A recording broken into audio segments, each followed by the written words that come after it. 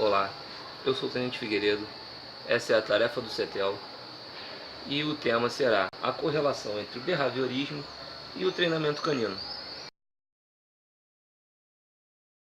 Na teoria comportamentalista, que é a behaviorista também, defende-se que o meio externo tem uma influência muito grande no comportamento do indivíduo. E nós temos dois grandes expoentes nessa teoria, Skinner e Pavlov. Pavlov defende o reflexo condicionado, enquanto Skinner defende o condicionamento operante. A diferença é que Pavlov liga tudo isso a um estímulo externo, e Skinner trata isso como se fosse um hábito do indivíduo. Ou seja, para Pavlov, um som externo, ou uma palavra, ou alguma coisa, vai fazer com que esse indivíduo tenha tal comportamento. Skinner, no seu estudo, ele fala sobre reforços e punições. Os reforços vêm de um comportamento desejado e as punições vêm de um comportamento indesejado. Tanto os reforços quanto as punições podem ser positivos ou negativos, de acordo com a atribuição ou a retirada de alguma coisa boa ou ruim. Eu vou explicar melhor com exemplos. Um reforço positivo seria, por exemplo, se foi feito um comportamento bom, um desejado, e eu te der dinheiro em troca. Isso é um reforço positivo. Já o reforço negativo, por exemplo, na nossa linguagem de militar, seria se você fez um comportamento bom e eu virasse e falasse: amanhã você não precisa fazer a faxina. Esse é um reforço negativo, eu tirei a faxina. As punições funcionam basicamente da mesma maneira. Uma punição positiva seria, por exemplo, gritar, esbravejar ou bater. Tudo isso seria uma punição positiva. E a punição negativa seria, por exemplo, um castigo, retirar a televisão. Você não vai poder mais ver televisão durante essa semana. Isso é uma punição negativa.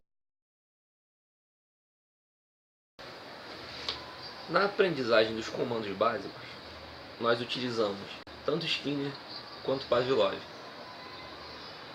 Como assim?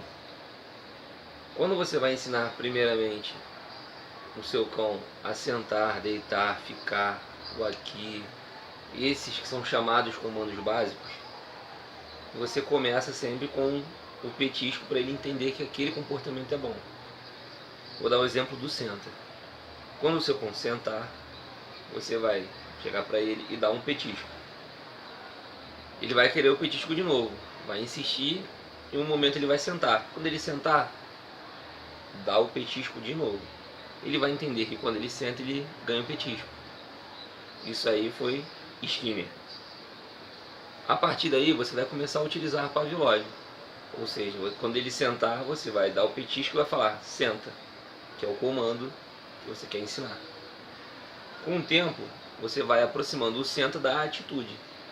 Ou seja, quanto mais próximo, vai dar o petisco já falando senta, até chegar no momento que você vai falar senta, e ele vai sentar antes de receber o petisco.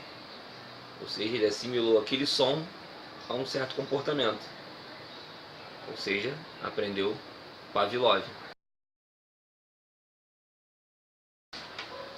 Ao utilizar Skinner na parte comportamental, nós temos que atentar que o cão não consegue assimilar as punições ou os reforços negativos. Ele não entende se você restringiu o alimento dele porque ele fez algo errado, ou se você der mais tempo de brincadeira se ele fizer algo certo, der mais tempo de liberdade. Isso ele não consegue entender. Então, se o nosso cão fizer alguma coisa que nós desaprovamos, nós temos que fazer a punição positiva, e quando ele fizer o correto, o reforço positivo. Se for ensinar o seu cão a fazer as necessidades básicas e ele fizer no lugar errado, que é alguma coisa normal, você vai aplicar a punição positiva, vai repreendê-lo. Quando ele fizer no local certo, vai aplicar o reforço positivo. Ou seja, brincar com ele, dar uma atenção, fazer uma festa para ele, e ele vai começar a entender que esse é o comportamento correto.